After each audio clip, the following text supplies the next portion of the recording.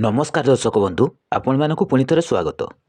Odisha mining Adarsh Vidyalaya पर शिलान्यास। ओडिशार माननीय मुख्यमंत्री नवीन पट्टनायक डिसेम्बर 18 तारिख रविवार वीडियो कॉन्फ्रेंस माध्यम ओडिशा माइनिंग आदर्श विद्यालय पर भित्तिप्रस्तर स्थापन करने सहित आरोग्य बाहिनी शुभारंभ करते।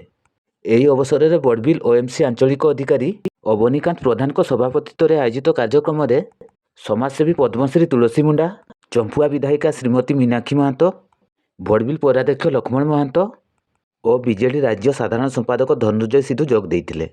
सेहीपरि चंपुआ उपजिलापाल सुकांत माझी, बड़बिल तहसिलदार डीएस प्रियदर्शी जोशी, बड़बिल पौर निर्वाही अधिकारी अभिषेक पंडा प्रमुख जोग देते।